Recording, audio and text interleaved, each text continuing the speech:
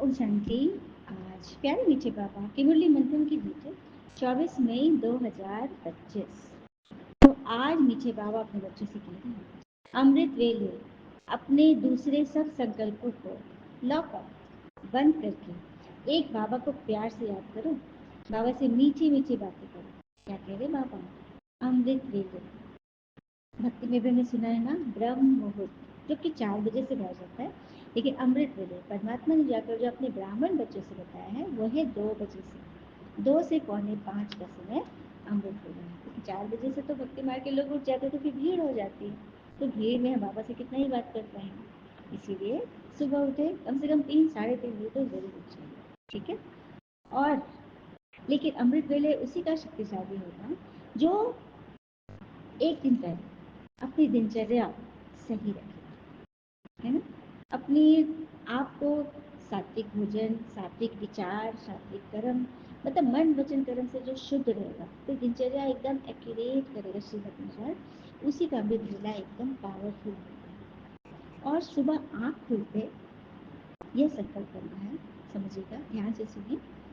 आँख खुलते सुबह सुबह यही संकल्प करना है कि मैं आत्मा आज इस नए दिन में नए जीवन लेने के लिए इस शरीर में प्रवेश हो रही है। क्योंकि रात्रि में क्या होता है, जीवन लीला समाप्त, समझिए कि समाप्त हो गया, क्योंकि हम बेसुध हो जाते हैं। और सुबह जब आँख खुली मतलब कि जीवन हो गया। तो मैं आत्मा अब इस नए दिन में नए जीवन में प्रवेश कर रही हूँ। तो सबसे पहले बाबा को गुड मॉर्निंग और शुक्रिया इस नए जीवन, इस नए दिन के लिए, ठीक है। अगर ये अभ्यास किया हुआ होगा ना पहले का, कि मैं आत्मा ये कर्म कर रही हूँ, हर एक बात में मैं आत्मा ये कर्म कर रही हूँ, तो यह काम होगा, इजी हो जाएगा। क्योंकि हर कर्म में हमें सोचना है कि मैं शरीर नहीं, मैं आत्मा ये कर्म कर रही हूँ, ठीक है। तो सारे दिन में यदि परमात्मा और आत्मा की याद रहेगी तो आपका सारा दिन श्रेष्ठ नहीं श्रेष्ठतम हो जाएगा। आपकी हर सोची हुई काम पूरी होगी, क्योंकि ये काम आप आत्मा से करवा रहे हैं, शरीर नहीं कर रहा, आत्मा कर रहा। तो वही बाबा ने कहा कि अमृत वेले अपने दूसरे सब संकल्पों को लॉक अप करो और एक बाबा से प्यार से बातें करो। क्योंकि बाबा अमृत वेले का समय ना वरदानी युग है, उस समय भगवान हमें भरने के लिए आते हैं। और ये भी संकल्प करना है कि मैं आत्मा सुबह सुबह उठूंगी। ये संकल्प पहले कर लेना, रात्रि में सोने के समय कर लेना है, मैं सुबह उठूंगी, क्योंकि रात्रि की तैयारी ही तो सुबह का आधार है। अच्छा एक बताओ, अलार्म नहीं लगाना है, बाबा से बोल के सोना है और इस भाव से बोलना है, ये संकल्प दृढ़ता होनी चाहिए कि भगवान आपकी बात सुन रहे हैं। तो अलार्म से नहीं बल्कि बाबा के डिवाइन कॉल से आप उठोगे। और अमृत वेले का महत्व गहराई से समझना है, क्योंकि बाबा वरदानी रूप में रहते हैं। तो बाबा से क्या बातें करनी है? बाबा मुझे आपसे शक्ति चाहिए, आपसे स्नेह चाहिए और मार्गदर्शन चाहिए, प्लीज गाइड मी बाबा। और कहते हैं अमृत वेला कोई जबरदस्ती का आधार नहीं है, साधना में कोई जबरदस्ती नहीं होती, बस समझ लेना, मान लेना, विश्वास कर लेना और करके तो देखिए, एक्सपेरिमेंट करके देखिए कि अमृत वेला सच में भगवान वरदानी रूप में रहते हैं। हाँ, मदद करते हैं, हमारे हर संकल्पों को सिद्ध करते हैं, करके देखिए, ठीक है। तो बाबा ने कहा ना अमृत वेले उठो। प्रश्न, तुम बच्चों की हर बात में अर्थ है, अर्थ सहित शब्द कौन बोल सकता है? उत्तर, जो देही अभिमानी है वही हर बोल अर्थ सहित बोल सकते हैं। देही अभिमानी अर्थात जो आत्मिक भान में रहते हैं, उन्हीं के हर बोल अर्थ सहित होते हैं। बाबा तुम्हें संगम पर जो भी सिखलाते हैं वो अर्थ सहित है। देवाभिमान में आकर मनुष्य जो कुछ बोलते वह सब अर्थ के बिना अनर्थ हो जाता है, जिससे कोई फल नहीं निकलता, फायदा नहीं होता। ये कैसा बोलता है? देही अभिमानी बनते, मैं आत्मा भूल गई। देखिए, एक होता है दिल और एक होता है दिमाग। दिमाग की कुछ रहस्यमय बातें हैं, हाँ, जो हमारा दिमाग हमसे भी छुपा लेता है। जैसे किसी ने कुछ एक पॉइंट है, ऐसा कोई टच होगा जो इंसान हमें इग्नोर करता है, हमारा दिमाग उसे ही ज़्यादा याद करता है, चाहता है। हमारा दिमाग नेगेटिव चीज़ों को पॉजिटिव चीज़ों से 5 गुना ज़्यादा याद रखता है। जिससे आप सबसे ज़्यादा प्यार करते हैं वही आपके दिमाग को सबसे ज़्यादा तकलीफ देता है। एक बात और, 99% समय हमारा दिमाग ना ऑटो पायलट मोड पे चल जाता है, बिना सोचे समझे वो संकल्प करते रहता है 99%। जबकि बोलना आसान है, पर समय पर चुप रहना बहुत बड़ी कला है और ताकत है। ये बात हमें दिमाग नहीं सिखाता, ठीक है। तो दिमाग को सही रीति से चलाने के लिए ये ज्ञान श्रीमत बहुत जरूरी है। व्यर्थ बातों की तरफ जाना ही नहीं है, उधर दिमाग ही नहीं जाना, दिल और दिमाग एक कर लीजिए, ठीक है। गीत है, मैंने को राह दिखा प्रभु, पग पग ठोकर खाऊं,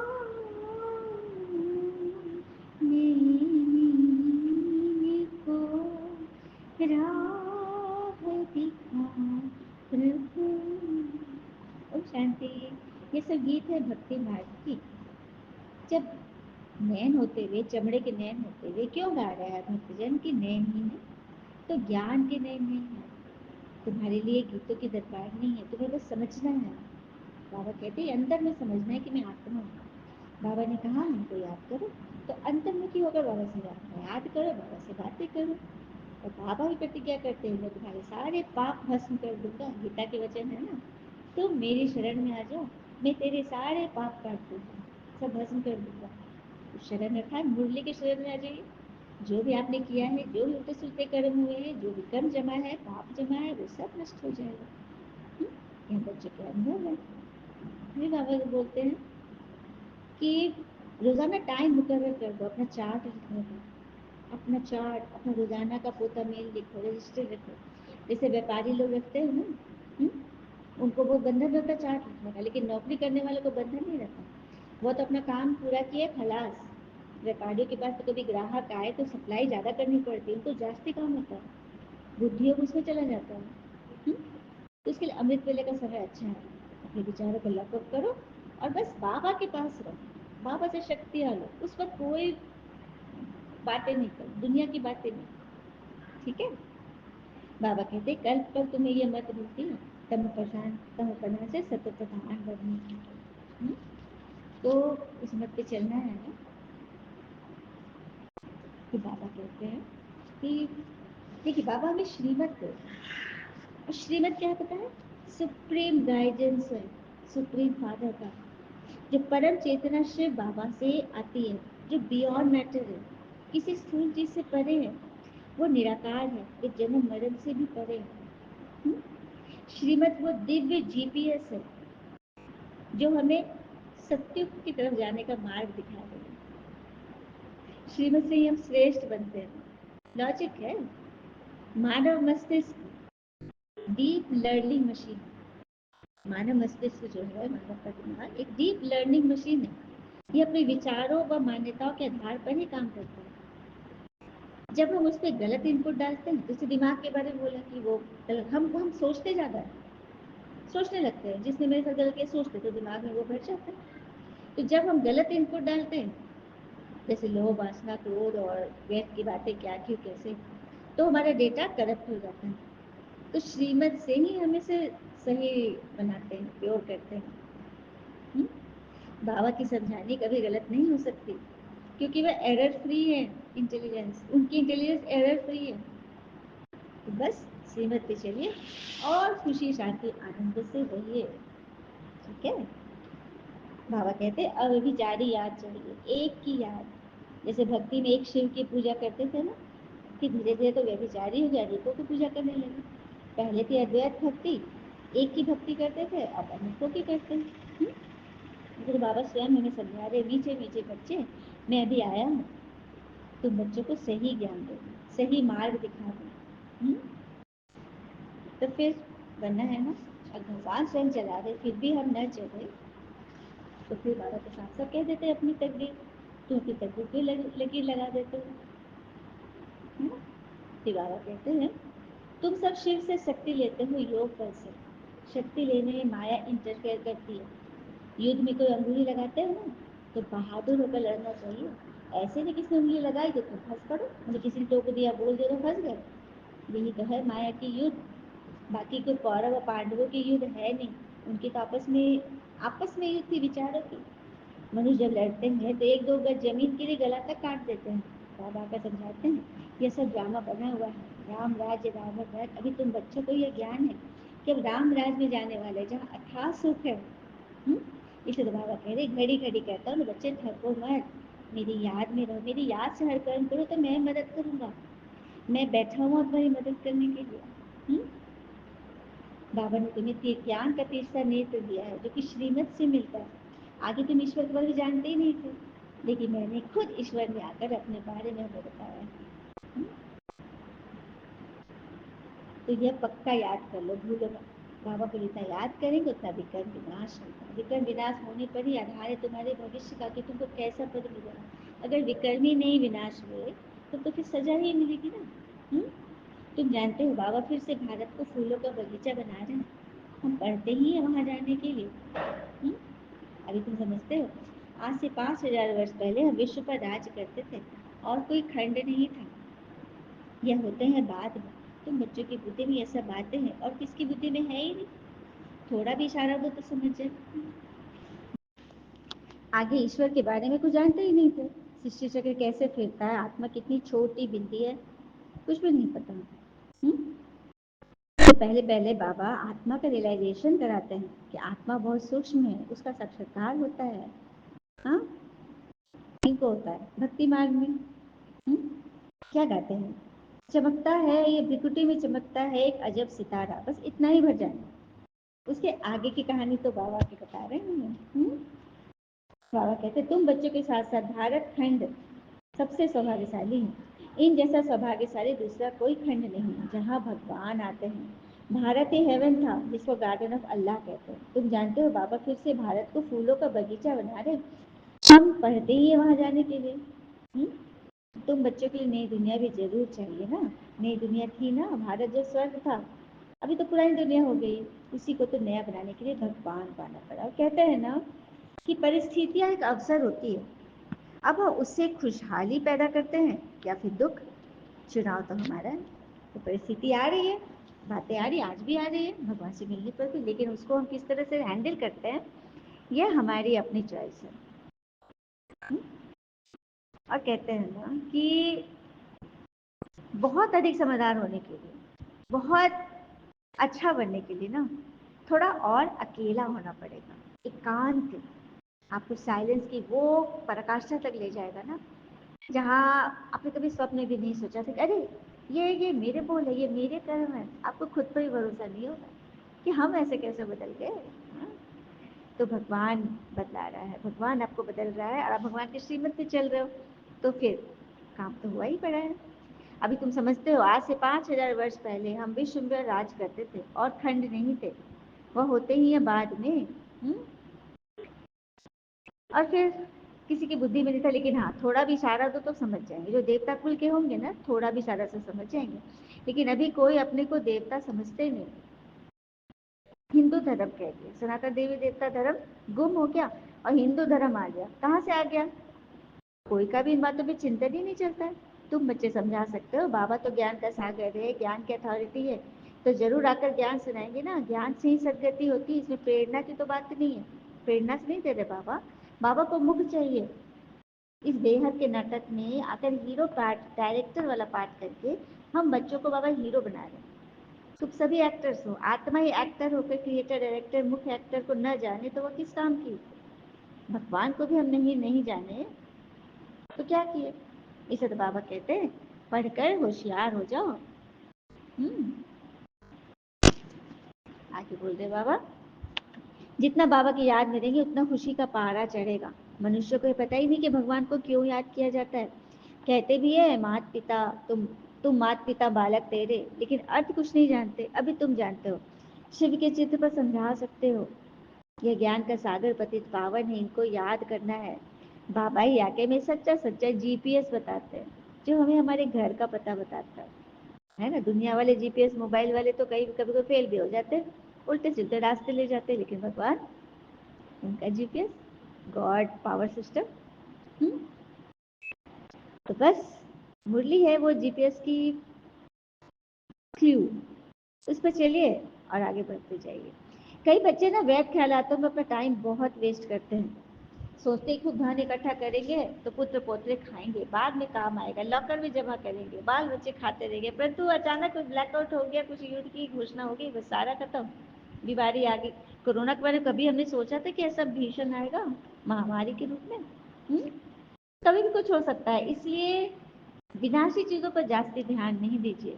जबकि पता है एक बात, कड़वी बात है लेकिन समझ जाइए, गरीब हम इतने हैं कि ये सांसें भी हमारी नहीं, हमारी मर्जी से नहीं चलेगी। इतनी गरीब है कि सांसें भी हमारी नहीं है।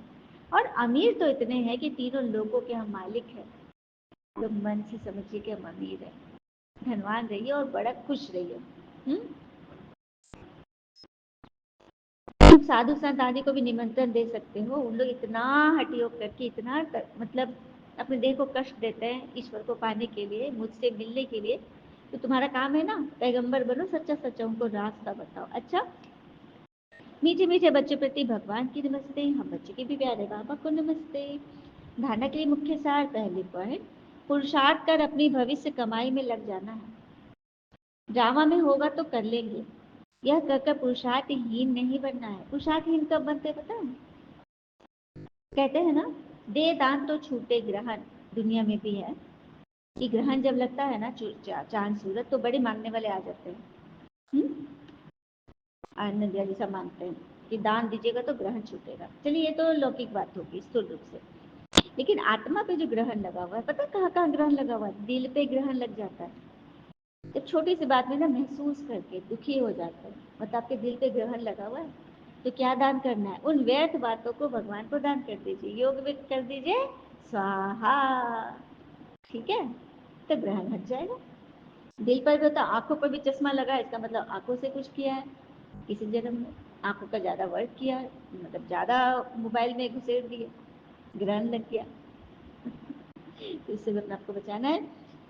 पेट पर ग्रहण है, बहुत फालतू चीजें, बाहर की चीजें खा रहे, छना तला खा रहे हैं, बाजार का ये जंक फूड ये सब खा रहे, पेट बीमार हो गया, ग्रहण लगा हुआ है। देह हाथ में दर्द है बहुत ज्यादा, कमर है, घुटने हैं, ग्रहण लगा हुआ है, कैसे ठीक करेंगे? एक्सरसाइजेस और खान पान, सही खान पान, एक्सरसाइजेस और रूटीन से चलना, नियमित रूप से, ठीक है, तो ग्रहण छूटेगा। तो यही सब है जिसमें कि हमारा पुरुषार्थ हम हीन बन जाते हैं। दर्द है तो फिर क्या पुरुषार्थ करें? इसे दर्द को ठीक करें ना। हाँ, दूसरे पर सारे दिन में जो भी पाप होते हैं या किसी को दुख देते हैं तो नोट करना है, क्या क्या किसको किसको हमने तंग किया, सच्चाई से बाबा को सुनाना है, साफ दिल बने बाबा की याद से सब हिसाब किताब चुप कर लेने हैं। वरदान है आज का, ताज और तख्त को सदा कायम रखने वाले निरंतर स्वतः योगी भव। ताज और तख्त को सदा कायम रखने वाले निरंतर स्वतः योगी बनते हैं। कैसे? तो वर्तमान समय बाबा द्वारा सभी बच्चों को ताज और तख्त मिलता है। अभी का ये ताज व तख्त अनेक जन्मों के लिए ताज तख्त प्राप्त करा देता है। अभी का ये ताज और तख्त अर्थात लाइट का ताज और भगवान का दिल तख्त अभी मिल गया ना संगम में, तो भविष्य के लिए एकदम हीरे मोती के ताज तख्त दिलाएगा। विश्व कल्याण की जिम्मेवारी का ताज और बाप दादा का दिल तक सदा कायम रहे तो निरंतर स्वतः योगी बन ही जाएंगे। उन्हें किसी प्रकार की मेहनत करने की बात नहीं, क्योंकि एक तो संबंध समीप का है और दूसरा प्राप्ति अकूट है।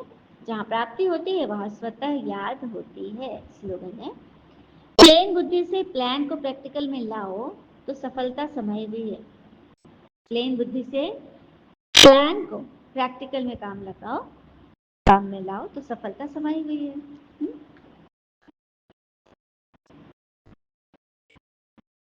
तो सफलता तो सभी को चाहिए ना, तो एकदम प्लेन बुद्धि, क्लीन एंड क्लियर बुद्धि से प्लान बनाओ, गॉड उसमें गॉड को शामिल रखो, गॉड की इच्छा से ही प्लान बनाओ तो सफलता समाई हुई है। अब एक इशारे हैं, दुख अशांति की उत्पत्ति अपवित्रता से होती है।